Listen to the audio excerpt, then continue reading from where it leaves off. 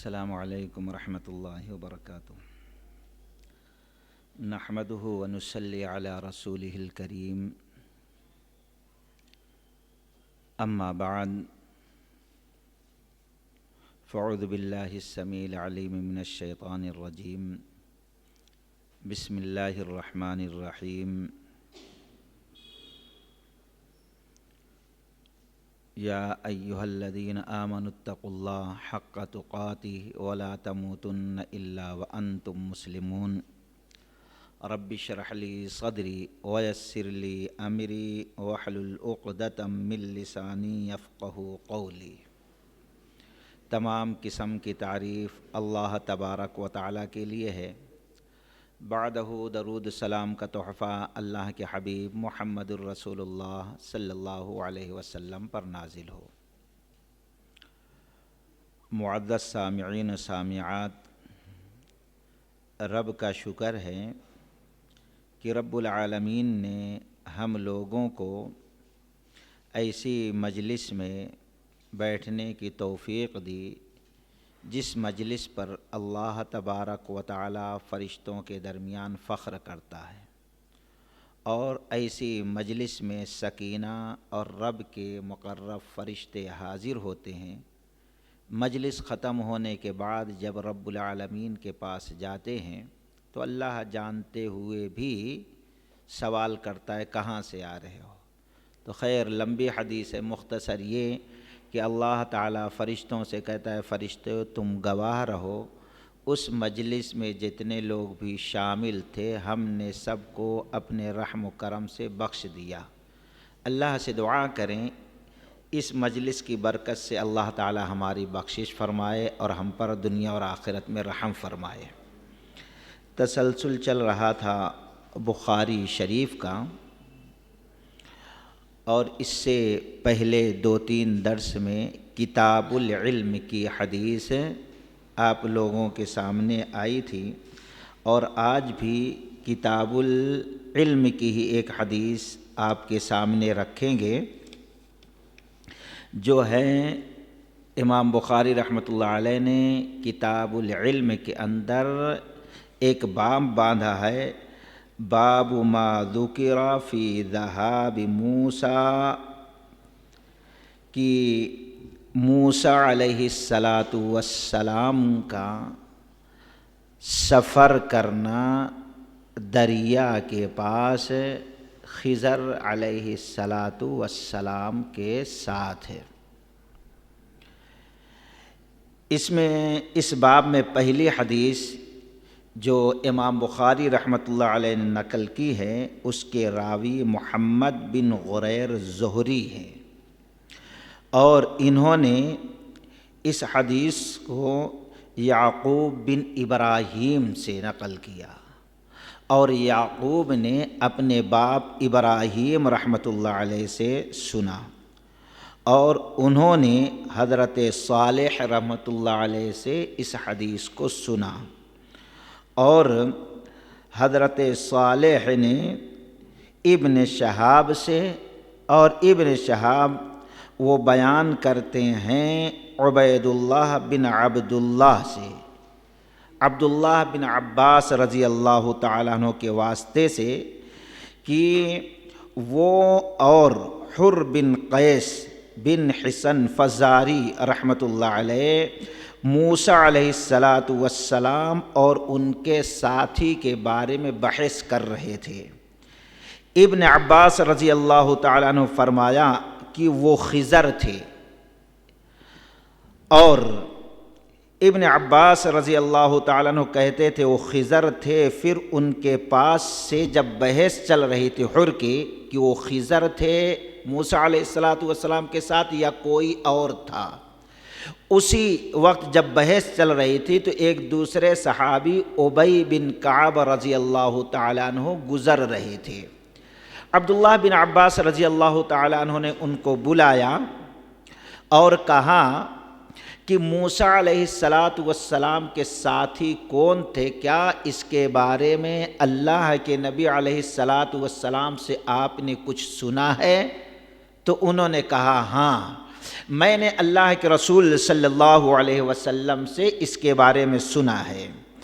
کہتے ہیں سمعت النبی صلی اللہ علیہ وسلم یقول بینما موسیٰ فی ملأ من بنی اسرائیل جاءہ رجل فقال هل تعلم احدا اعلم منك قال موسى لا فأوحى الله إلى موسى بلى عبدنا خضر فسأل موسى السبيل إليه فجعل الله له الحوت آية وقيل له إذا فقدت الحوت فارجع فإنك ستلقاه كان يتبع أثر الحوت في البحر فقال لموسى فتاه أرأيت إذ أوينا إلى الصخرة فإني نسيت الحوت وما أنسانيه إلا الشيطان أن أذكره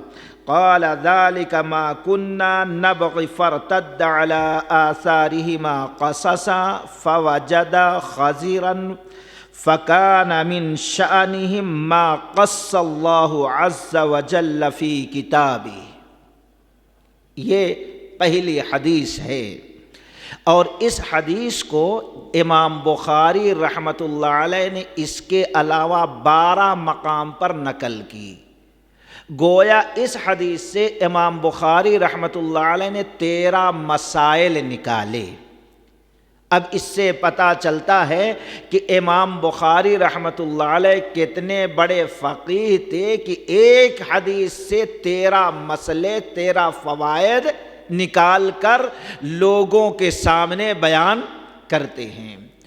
اب اس حدیث کو کہیں پر امام بخاری رحمۃ اللہ علیہ نے مختصر نقل کی، کہیں تفصیلاً نقل کی، اس لیے ہم ساری حدیثوں کو ایک ساتھ اس کا مفہوم آپ کے سامنے رکھتے ہیں کہ جب عبداللہ بن عباس رضی اللہ تعالی عنہ نے ابی بن کعب رضی اللہ تعالی عنہ بلایا، کیا موسیٰ علیہ السلام کے ساتھی کے بارے میں آپ نے کچھ سنا؟ نبی سے کہا ہاں میں نے سنا۔ پھر یہ حدیث نقل کرتے ہیں جس کے الفاظ ابھی ہم آپ کے سامنے رکھے۔ کیا کہتے ہیں کہ اللہ کے نبی علیہ السلام نے فرمایا موسیٰ علیہ السلام بنی اسرائیل کے درمیان بیٹھے تھے، اور ایک روایت میں ہے کہ تقریر کر رہے تھے، وعظ نصیحت کر رہے تھے۔ اسی درمیان ایک شخص آیا اور کہا اے موسیٰ علیہ السلام، کیا آپ کو پتہ ہے کہ دنیا میں اس وقت سب سے بڑے عالم آپ ہیں، سب سے بڑے دین کے جاننے والے آپ ہیں؟ تو انہوں نے کہا ہاں میں کہا ہاں میں ہی ہوں۔ اب یہ کہنا تھا فعتبا، اللہ تعالی غضبناک، اللہ کا عتاب نازل ہوا، اور اللہ تعالی نے فرمایا کہ ایک شخص ہے جو زیادہ علم رکھنے والا ہے، وہ خضر علیہ السلام۔ اب خضر علیہ السلام کے بارے میں اختلاف ہے، آیا نبی تھے یا ولی تھے، کہیں وضاحت نہیں ملتی ہے۔ خیر، تو موسیٰ علیہ السلام نے کہا اللہ ان سے ہماری ملاقات کہاں ہوگی؟ رب العالمین نے فرمایا جہاں 2 دریائیں ملتی ہیں، 2 دریاؤں کا سنگم ہوتا ہے، وہاں پر ملاقات ہوگی۔ اور رب العالمین نے بتایا آپ مچھلی لے لو تھیلی میں اور پھر سفر کرو۔ موسیٰ علیہ السلام نے توشہ لیا اور مچھلی بھی لے لیا، اور اپنے ساتھ حضرت یوشع علیہ السلام کو بھی ساتھ میں لیا۔ چلتے رہے، ایک مقام پر پتھر تھا، ٹیک لگا کر تھوڑی دیر آرام کیے، اور اسی درمیان مچھلی نکلی اور دریا کے پانی میں راستہ بناتے ہوئے چلی گئی۔ یوشع علیہ السلام دیکھ رہے تھے۔ پھر موسیٰ علیہ السلام بیدار ہوئے نیند سے اور پھر چلنے لگے۔ تھوڑی دور چلے تھے کہ تھکان محسوس ہوئی اور بھوک لگی، تو یوشع علیہ السلام سے کہا کہ آپ لاؤ، بھوک لگ رہی ہے، تھک بھی گئے ہیں، کچھ کھا لیں گے۔ یوشع علیہ السلام نے کہا ارے آپ کو واقعہ یاد نہیں کہ مچھلی جب ہم وہاں لیٹے تھے تو مچھلی تھیلی سے نکلی اور دریا میں چلی گئی، شیطان نے مجھے بھلا دیا، آپ کو بتانا ذکر کرنا میں بھول گیا، شیطان نے بھلایا۔ حضرت موسیٰ علیہ السلام نے کہا پلٹو، اسی جگہ کی تو تلاش تھی۔ پھر دونوں پلٹ کر آئے تو حضرت خضر علیہ السلام چادر اوڑھ کر لیٹے تھے۔ موسیٰ علیہ السلام نے کہا السلام علیکم۔ حضرت خضر پریشان ہو گئے، کہا یہ یہاں پر سلام کون کرنے والا ہے؟ موسیٰ علیہ السلام نے فرمایا میں موسیٰ ہوں۔ تو کہا کون سے موسیٰ؟ بنی اسرائیل کی، یعنی شک ہوا کئی موسیٰ رہے ہوں گے۔ کہا ہاں میں بنی اسرائیل کا، تو میں آپ کے پاس آیا ہوں، وجہ رکھے۔ اب دونوں سفر، پہلے یہ کہہ دیا آپ میرے ساتھ نہیں چل سکتے، کہا نہیں میں آپ کے ساتھ چلوں گا۔ دونوں چلنا شروع کیے، دریا کے کنارے ایک کشتی آئی، اشارہ کیا بھئی ہم کو بھی بٹھا لو، اس طرف جانا ہے۔ اب کشتی والا پہچانتا تھا حضرت خضر علیہ السلام کو، بلا کرایہ بلا قیمت کے بٹھا لیا۔ اب کشتی چل رہی ہے، اسی درمیان ایک پرندہ اڑ کر آیا، کشتی پہ بیٹھ گیا اور ایک بار یا دو مرتبہ پانی میں چونچ مارا۔ خضر علیہ السلام نے کہا اے موسیٰ، اللہ تبارک و تعالیٰ کے علم میں سے ہم دونوں کو اتنا ہی حصہ ملا ہے جتنا کہ دریا کے پانی سے اس پرندے نے لیا ہے، زیادہ سے زیادہ 2 چونچ 2 قطرہ۔ اب سمندر میں کتنے قطرے پانی وہ رب العالمین کے علاوہ کسی کو نہیں۔ اب اللہ کے علم میں سے تھوڑا مل جانا، وقت کے نبی رسول کو اللہ کے علم میں سے تھوڑا حصہ کا ملنا، 1-2 قطرے پانی کے برابر۔ کشتی چل رہی تھی کہ اسی درمیان حضرت خضر نے کشتی کے ایک چکلے کو نکال دیا۔ موسیٰ علیہ السلام نے کہا یہ کیا کیا آپ نے؟ اس بیچارے نے ہم کو بلا قیمت مفت میں بٹھایا اور ہم اس کا فائدہ کرنے کے بجائے نقصان کر رہے، آپ نے چکلا نکال دیا، پانی گھسا سب ڈوب جائیں گے۔ اب ظاہری چیز تھی، ان کے سمجھ میں نہیں آیا، برا دکھا، انہوں نے اعتراض کیا۔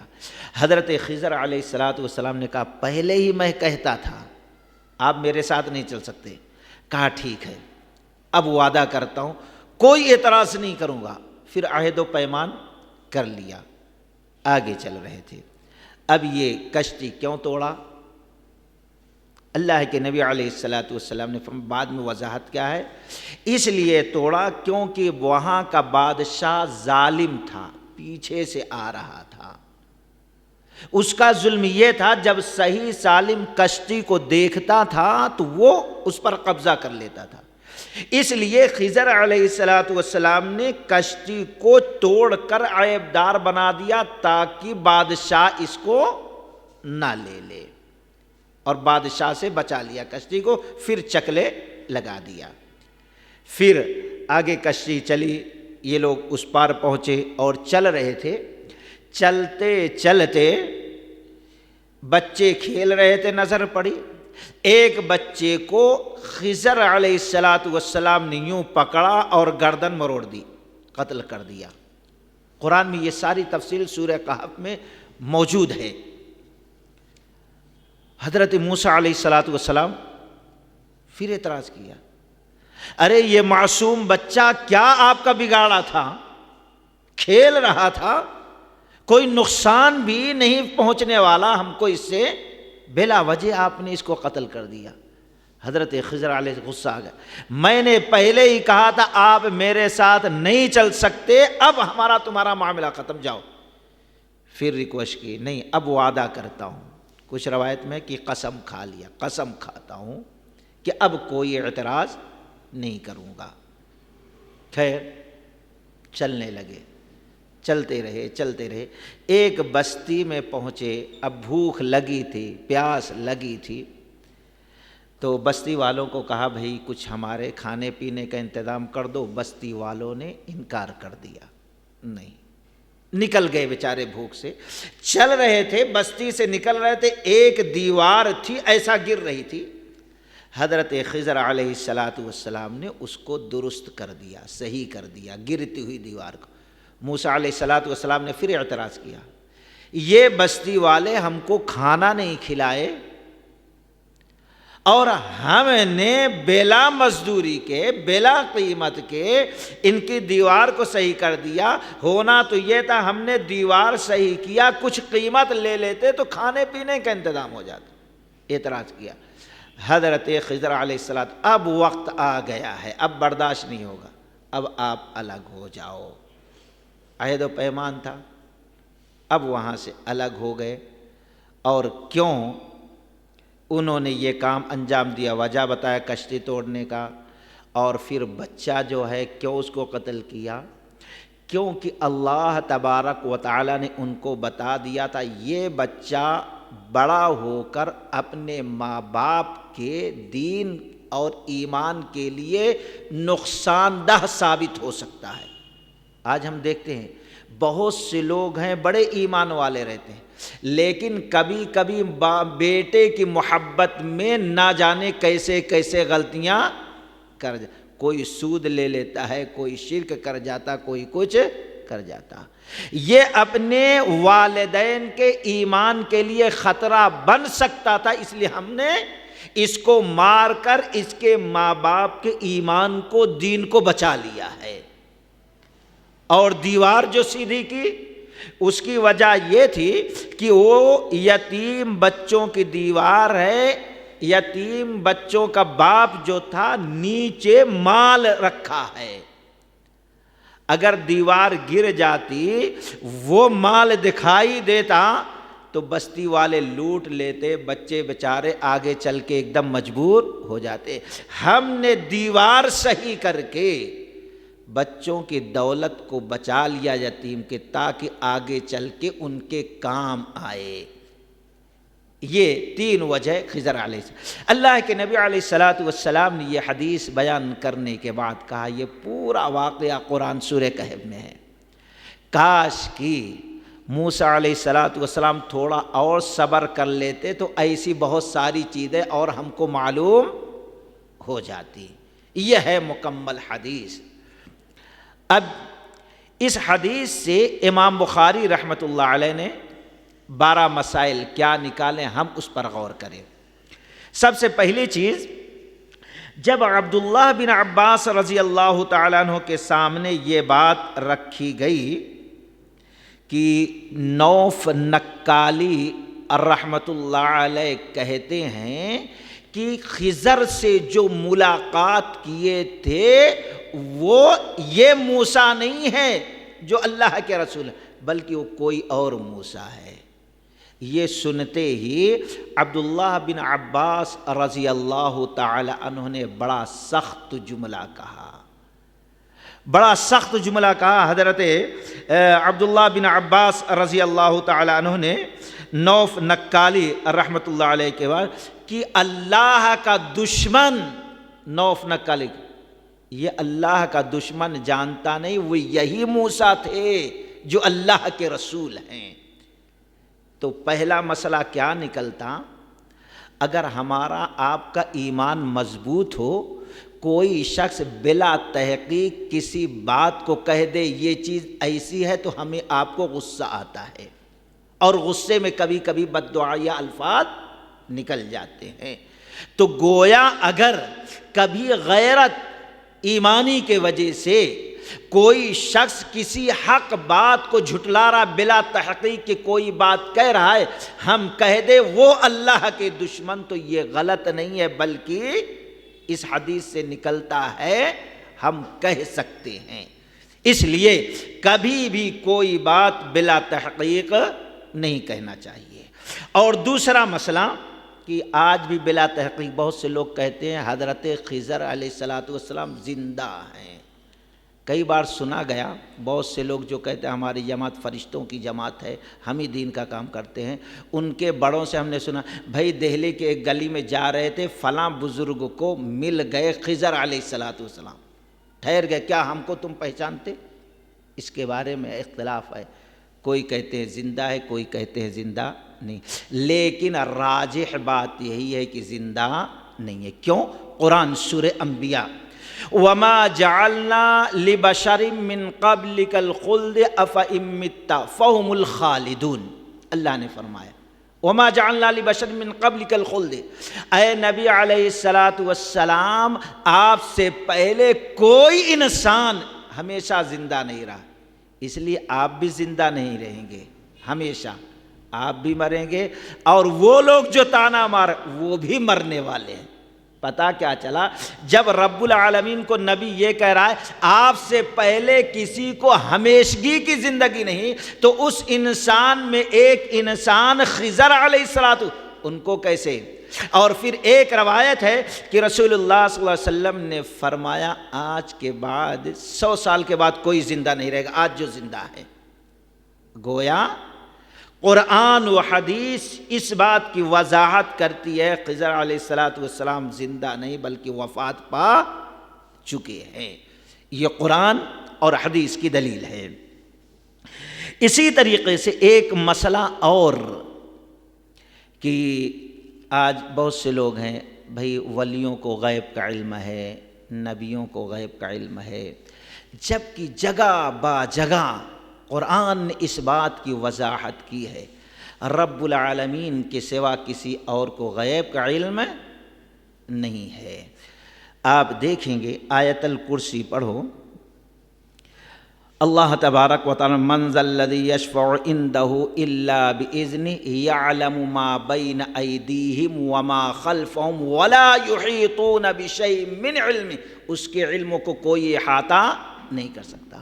جب اللہ تبارک و تعالی بتانے پہ آیا تو اللہ کی قسم جب جنگ موتا ہو رہی تھی تو اللہ کے نبی علیہ السلام ممبر پہ بیٹھے صحابہ کرام ہزاروں میل دور کی خبر دے رہے ہیں، آپ کہہ رہے ہیں کہ دیکھو فلاں صحابی تلوار اٹھائے جھنڈا لیے لڑ رہے تھے، شہید ہو گئے زید۔ اب اس کے بعد جعفر نے تلوار لی جھنڈا اٹھایا، وہ بھی شہید ہو گئے۔ جنگ کہاں ہو رہی ہے؟ اللہ کے نبی مدینہ میں بیٹھ کر خبر دے رہے ہیں۔ جب اللہ علم بتانے پہ آیا تو یہ بتا رہے ہزاروں میل کی دور کی بات، اور جب اللہ تعالیٰ نہیں بتایا تو اللہ کی قسم گھر کے اندر حضرت عائشہ رضی اللہ تعالی عنہا پر الزام لگا بدکاری کا۔ 50 دن ہو گئے اللہ کے نبی لوگوں سے مشورہ لے رہے ہیں، بیوی محترمہ سے کہہ رہے ہیں اے عائشہ غلطی ہوتی ہے، اگر غلطی ہو گئی تو اللہ سے مغفرت طلب کرو، اللہ معاف کر دیتا۔ سوچو اگر غیب کا علم ہوتا تو اپنی بیوی کے بارے میں نبی یہ کہتے اگر غلطی ہو گئی، بدکاری ہو گئی نعوذ باللہ تو دعا کر لو۔ اللہ نہیں بتایا تو گھر میں کیا صحیح ہے کیا غلط بیوی کے اوپر اس کی بھی خبر نہیں، جب تک کہ اللہ قرآن مجید کی آیت نازل۔ نبیوں کو رسولوں کو اس وقت تک کوئی بات نہیں معلوم ہوتی تھی جب تک کہ رب العالمین نہ بتا دے۔ غیب یہاں مطلب یہ ہے کہ بلا بتائے ہوئے جان لینا، تو ایسا علم کسی کو نہیں تھا۔ کیوں؟ اگر ہوتا، غور کرو، موسیٰ علیہ السلام کہا گیا تھا جہاں مچھلی گم ہو جائے گی خضر وہیں ملیں گے علیہ السلام، مچھلی چلی گئی دریا میں، ان کو پتہ نہیں، پھر نہ جانے کہاں تک چلے گئے، تھک گئے، پتہ ہی نہیں۔ اگر غیب کا علم ہوتا تو آگے سفر کرنے کی ضرورت نہیں، غیب سے معلوم ہو جاتا، جبکہ یہ کلیم اللہ تھے۔ سائنس وہاں تک نہیں پہنچی جہاں تک کہ اللہ تعالیٰ نے اپنے محبوب بندوں کو پہنچا دیا ہے، بلا کسی کنیکشن، بلا کسی ذریعے سے۔ موسیٰ علیہ السلام یہاں بات کرتے تھے رب العالمین سے، لیکن اللہ نے نہیں بتایا تو خاموش بیٹھے ہیں۔ اسی طریقے سے خضر علیہ السلام ولی تھے، نیک تھے، سب کچھ ہے، لیکن اگر علم ہوتا ان کو تو یہ السلام علیکم کہا پریشان نہیں ہوتے یہاں کہاں سلام، کون آ گیا، جان لیتے کہ اللہ کا رسول آیا ہے مجھ سے ملنے، اللہ بھیجا ہے، کچھ پتہ نہیں، جب تک کہ موسیٰ علیہ السلام نے اپنا تعارف نہ کرا دیا۔ یہ تین جو واقعہ ہوا خضر علیہ السلام، اس وقت تک موسیٰ علیہ السلام کو پتہ نہ چلا کشتی کیوں توڑی گئی، بچے کو کیوں قتل کیا گیا، اور بلا مزدوری کے کیوں دیوار درست کی، جب تک کہ اللہ کے حکم سے موسیٰ علیہ السلام کو خضر علیہ السلام نے نہ بتا دیا۔ اس حدیث سے ایک مسئلہ یہ بھی معلوم ہوتا، غیب کا علم نبیوں کو بھی رسولوں کو بھی نہیں ہے۔ اللہ تبارک و تعالی نبی علیہ السلام کو واضح، اے نبی کہہ دو، اے نبی کہہ دو، وَلَوْ كُنْتُ عَالَمُ الْغَيْبَ لَاسْتَكْثَرْتُ مِنَ الْخَيْرِ، آپ اعلان کرو، اے نبی کہہ دو اگر مجھے غیب کا علم ہوتا تو جتنی بہتر کی چیزیں ہیں سب میں جمع کر لیتا، مجھے دنیا میں کوئی نقصان نہیں پہنچتا، لیکن مجھے غیب کا علم نہیں۔ اللہ تعالیٰ نبی سے کہلوا رہا ہے، سورہ اعراف کی آیت ہے، اگر آپ کو پتا چلتا 70 صحابہ شہید ہوں گے، غزوہ احد میں جاتے ہی نہیں، واپس آ جاتے۔ ایک مرتبہ کتنے صحابہ کو جھوٹ بول کر کفار لے کے گئے دھوکہ، ہم اسلام لائے، قاری کو حافظ کو بھیج دو ہم کو دین سکھانے کے لیے، لے کے چلے بڑے بڑے حافظوں کو قاریوں کو، دھوکہ دے کے ان کو شہید کر ڈالا۔ جب نبی کو پتا چلا تو نبی علیہ السلام 1 مہینے تک ان کے حق میں بد دعا کرتے رہے۔ یہ ساری چیزیں کیا بتاتی ہے؟ غیب کا علم نہیں تھا۔ یہ تیسرا مسئلہ اس حدیث سے ثابت ہوتا ہے۔ اسی طریقے سے امام بخاری رحمۃ اللہ علیہ نے اس حدیث کو دوسرے مقام پر جو نقل کیا، حدیث نمبر 78، باب الخروج فی طلب العلم، علم کی تلاش میں نکلنے کا بیان۔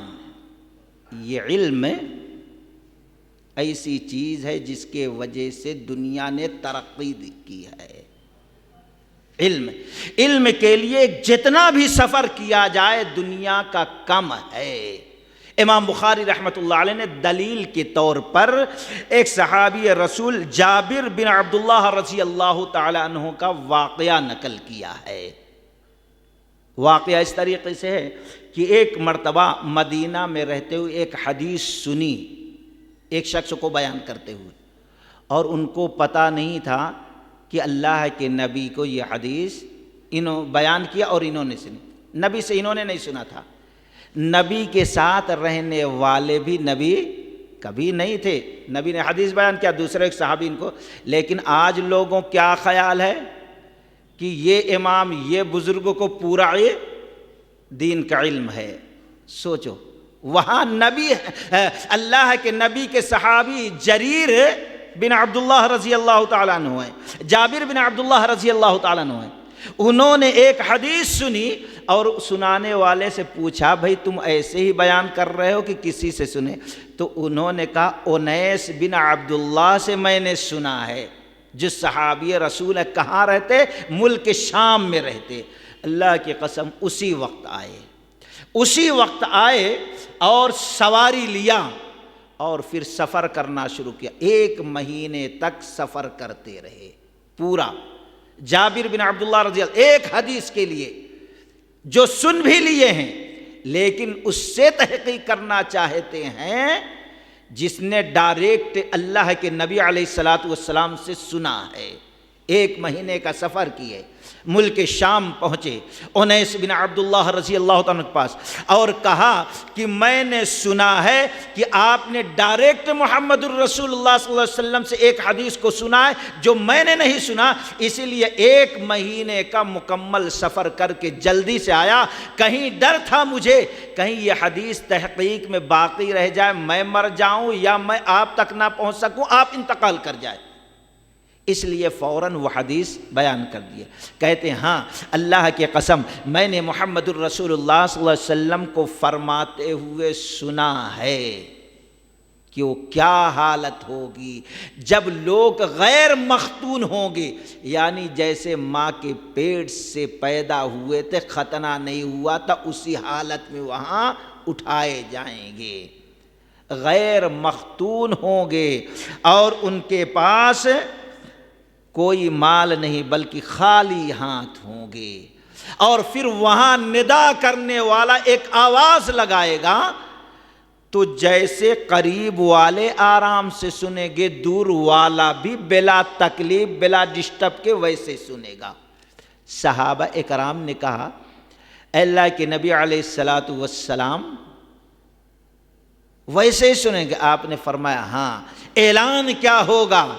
اعلان یہ ہوگا کہ کوئی جنتی اس وقت تک جنت میں داخل نہیں ہو سکتا اگر اس کے اوپر کسی دوزخی کا کوئی معاملہ ہے، جب تک کہ بدلہ نہ دلا۔ کوئی جہنمی جہنم میں نہیں جا سکتا اگر اس کا کچھ ہے کسی جنتی کے اوپر تو جنتی سے دلا نہ دیا جائے۔ صحابہ اکرام کو تعجب ہے، اللہ کے نبی جب لوگ غیر مختون ہوں گے، خالی ہاتھ ہوں گے تو وہاں کیا دلایا جائے گا بدلے میں؟ اللہ کے نبی علیہ الصلاۃ والسلام نے فرمایا وہاں کچھ نہیں ہوگا، نیکیاں تو ہوں گی، برائیاں تو ہوں گی۔ نیکیاں، ایک جہنم میں جانے والا اس کا حق ہے جنتی پر، تو اللہ تعالیٰ کہے گا بدلہ دے، کچھ بھی نہیں ہے تو ٹھیک ہے تیری نیکیاں اس کو دی جا رہی ہیں۔ دوسرا آئے گا، اللہ تعالیٰ کہے گا بدلہ دے، کچھ بھی نہیں، خالی ہاتھ چل، نیکی بھی نہیں ہے، اللہ تعالیٰ کہے گا تیرا گناہ اس کے اوپر ڈال دیا جائے۔ اس طریقے سے بدلہ دلایا جائے گا۔ کہتے ہیں حضرت انیس بن عبداللہ رضی اللہ عنہ، میں نے اس حدیث کو اپنے کانوں سے محمد الرسول اللہ صلی اللہ علیہ وسلم سے سنا، تو اس حدیث سے اندازہ لگائیں کہ ایک ایک حدیث کی تحقیق کے لیے صحابہ اکرام مہینوں کے سفر کی تکالیف برداشت کر کے جاتے تھے، اور کیوں نہ جائیں؟ اللہ کے نبی نے فرمایا، ابن ماجہ کی روایت ہے، جو علم کے طلب میں نکلتا ہے اللہ تعالیٰ جنت کی راہیں اس کے لیے آسان کر دیتا ہے، گویا جنت کی راہ پہ وہ چل رہا ہے۔ تو اس حدیث سے دوسرا مسئلہ، علم کے تلاش میں ہمیں اور آپ کو اگر کہیں معلوم ہو جائے یہاں دین کی تحقیق ہوگی تو جانا چاہیے، گویا ہم جنت کے راہ پہ چل رہے ہیں۔ یہ تڑپ، یہ جذبہ ہونا چاہیے، ایمان کا تقاضا ہے۔ دوسرا مسئلہ اس حدیث سے امام بخاری رحمۃ اللہ علیہ نکلتے ہیں، باب ما یستحب للعالم اذا سئل ای الناس اعلم، جب کسی عالم سے سوال کیا جائے کہ لوگوں میں کون سب سے زیادہ علم رکھتا ہے، تو بہتر یہ ہے کہ وہ سوال بندہ اللہ کے حوالے کر دے۔ کیا مطلب؟ سب سے بڑا عالم کون ہے؟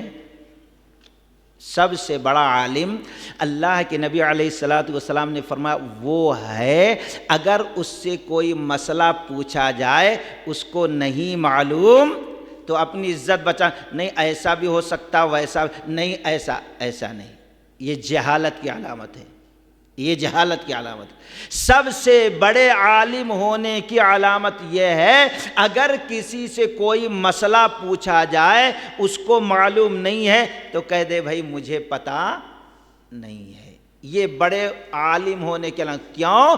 کیونکہ اتنا جانتا ہے اگر میں عزت بچانے کے لیے کوئی جھوٹی بات یا غلط چیز بیان کر دوں قرآن حدیث کے خلاف ہو تو ہماری ساری نیکیاں برباد ہو جائیں، اتنا تو ڈر ہے۔ اور اللہ نے فرمایا انما یخشی اللہ من عباد، علماء ہی لوگ اللہ سے ڈرتے ہیں۔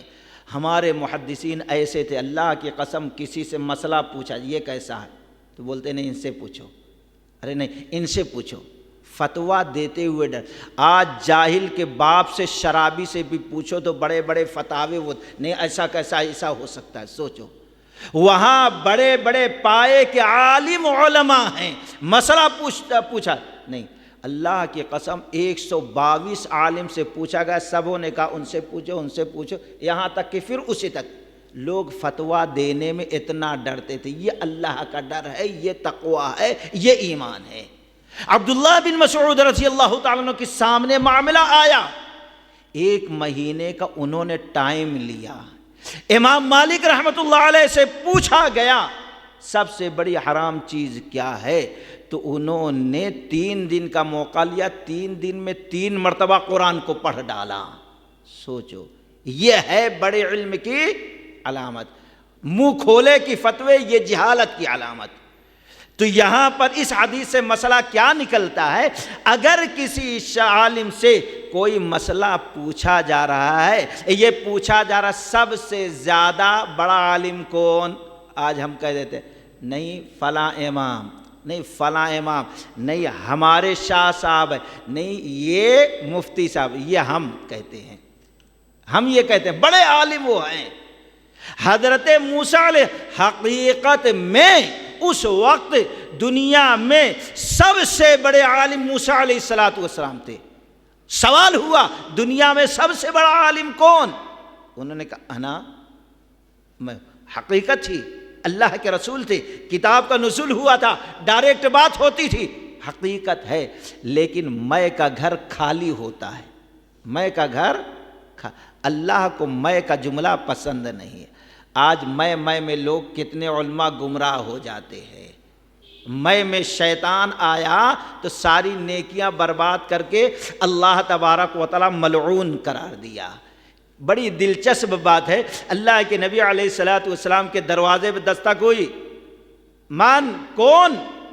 تو انہوں نے کہا انا، صحابی رسول نے کہا انا، تو اللہ کے نبی نے کہا انا یعنی میں، تم میں ہو تو میں بھی تو میں ہوں۔ مطلب کیا ہے؟ نبی نے بھی یہ جملہ میں کا، تم میں ہو تو میں بھی تو میں ہوں، میں تم نہیں، یعنی نام بھی بولنا ہے، میں نہیں بولنا چاہیے، میں فلاں ہوں۔ تو حضرت موسیٰ علیہ السلام نے کہا میں، فعتبا، اللہ کا عتاب نازل ہوا۔ تو اس لیے کبھی ایسا مسئلہ ہے تو کہنا کیا چاہیے؟ واللہ عالم، اللہ بہتر جانتا ہے، یہ کہنا چاہیے۔ اس حدیث میں یہ مسئلہ بتایا گیا ہے۔ اور تیسرا مسئلہ اس حدیث سے یہ نکلتا ہے کہ باب اذا استأجر اجیرا علی ان یقیم حائطا، اگر کوئی شخص کسی کو اس کام پر مقرر کرے کہ وہ گرتی ہوئی دیوار کو درست کر دے تو جائز ہے۔ اس حدیث سے امام بخاری رحمۃ اللہ علیہ نے یہ مسئلہ نکالا ہے کہ مستری کا کام، یعنی یہ جو گھر وغیرہ بناتے ہیں، یہ اگر کوئی پیشہ اختیار کرتا ہے تو کر سکتا ہے، یہ کوئی معیوب بات نہیں، کیونکہ حضرت خضر علیہ السلام نے دیوار درست کیا اور موسیٰ علیہ السلام نے کہا فری میں کیوں کیا؟ اگر مزدوری لے کے کرتے تو بہت بہتر تھا۔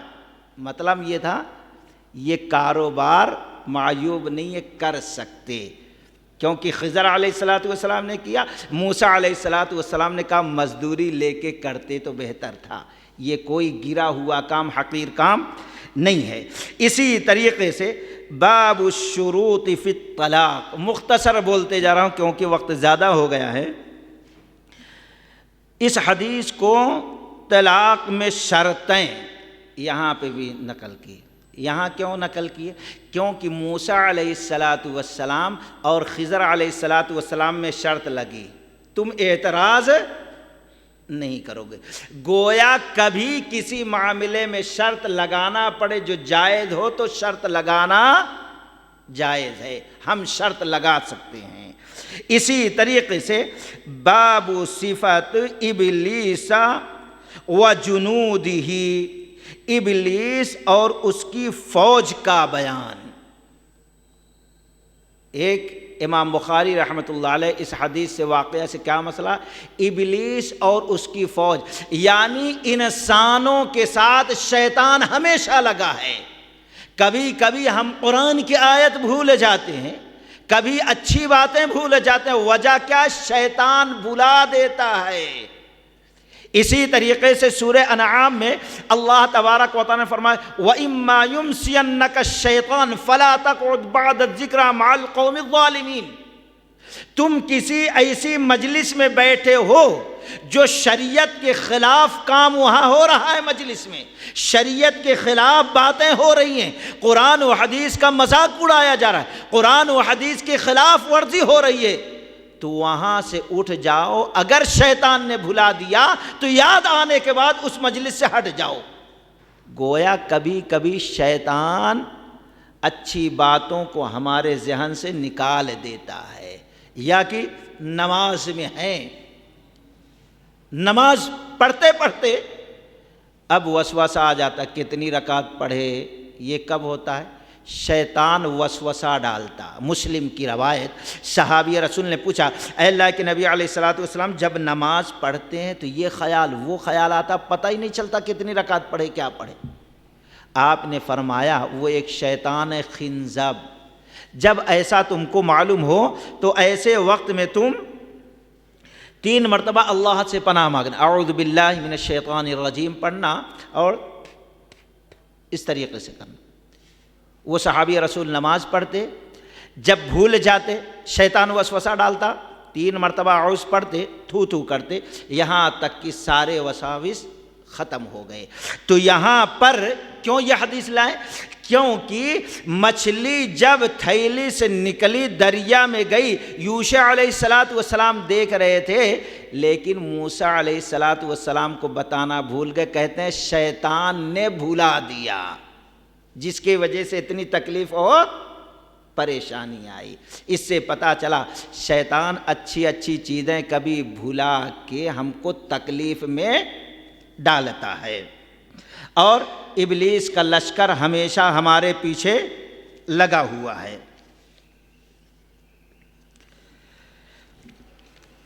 مسئلہ نمبر 6،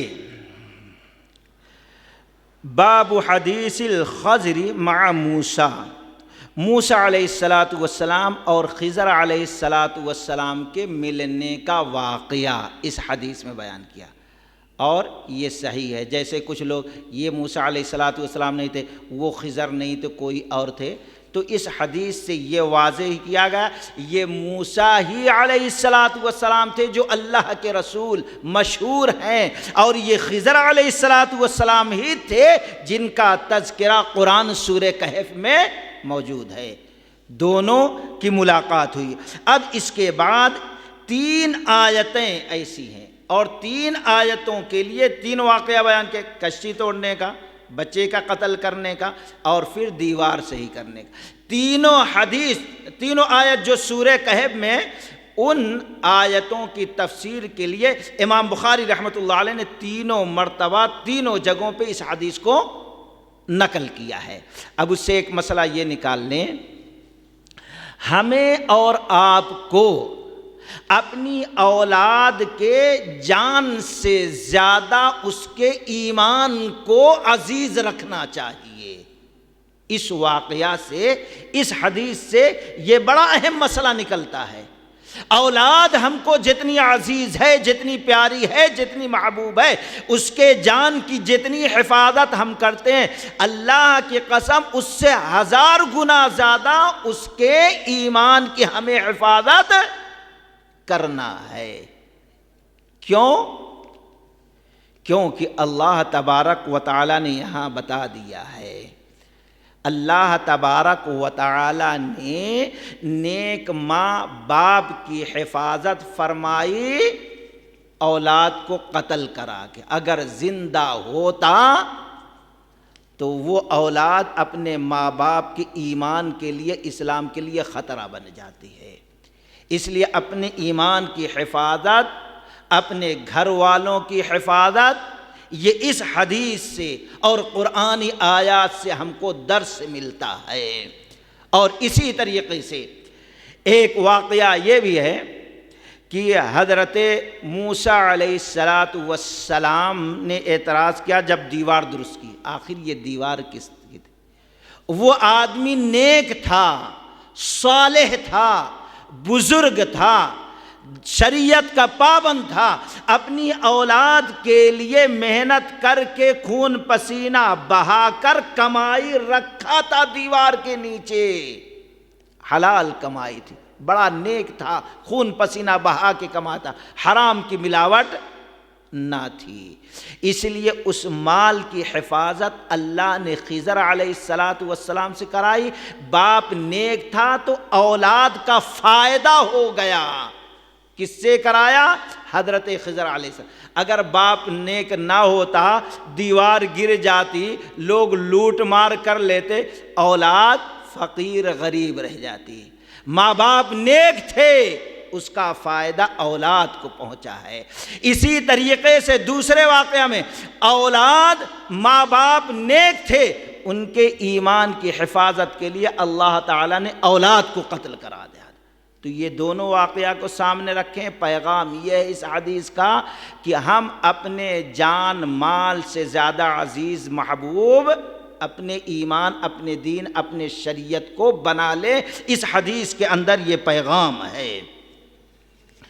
اسی طریقے سے اس حدیث سے ایک مسئلہ اور نکلتا ہے، باب اذا حنس ناسیا فی الایمان، اگر قسم کھانے کے بعد بھول سے اس کو کوئی توڑ دے تو کیا گناہ کفارہ لازم آئے گا کہ یا گنہگار نہیں ہوگا؟ اختلاف، لیکن راجح بات یہی ہے کہ اگر کوئی بھول سے اپنی قسم کو توڑ دیتا ہے تو یہاں پر قرآن کی آیت ہے، لا تؤاخذنی بما نسیت ولا ترہقنی من امری عسرا۔ حضرت موسیٰ علیہ السلام نے کہا، بھائی میں قسم بھول گیا تھا کہ آپ سے سوال نہیں کروں گا، لیکن بھول کر قسم ٹوٹ گئی، میں نے آپ کے کام پر اعتراض کر لیا، تو آپ کیوں مواخذہ کرتے؟ مطلب یہ، آپ کسی کام کے کرنے نہ کرنے کی بھول کر قسم کھائی ہے اور بھول کر وہ قسم توڑ دیے تو اس پر کوئی گناہ نہیں، کوئی کفارہ نہیں۔ لا تؤاخذنی بما نسیت ولا ترہقنی، جو چیز میں نے بھول کر دیا اس پر کوئی مواخذہ نہیں ہے۔ اس حدیث سے ایک مسئلہ یہ بھی نکلتا ہے۔ اسی طریقے سے اس حدیث سے ایک مسئلہ اور نکلتا ہے، باب فی المشیۃ والارادۃ، مشیت قصد کا بیان۔ مطلب یہ ہے کہ انسان ارادہ تو ضرور کرتا ہے، لیکن ارادہ پورا کرنا اللہ کا کام ہوتا ہے۔ ہم آپ چاہیں جو ارادہ کریں، جو قصد کریں، وہ پورا کر لیں تو یہ نہیں ہوتا، کیونکہ قرآن نے کہا وَمَا تَشَاءُونَ إِلَّا أَن يَشَاءَ اللَّهُ، تمہارے چاہنے سے کچھ نہیں ہوتا مگر جو ہوتا ہے اللہ کے چاہت سے ہوتا ہے۔ تو یہ حدیث سے تقریباً ہمارے عقیدے کی اصلاح بھی ہوتی ہے اور کئی مسائل کی درستگی ہوتی ہے، اور 12 مسائل اس حدیث سے ثابت کیے گئے۔ اللہ تبارک و تعالیٰ سے دعا ہے کہ اللہ تبارک و تعالیٰ قرآن و حدیث کے موافق زندگی گزارنے کی توفیق رفیق عطا فرمائے۔ وآخر دعوانا ان الحمد للہ رب العالمین۔ السلام علیکم ورحمۃ اللہ وبرکاتہ۔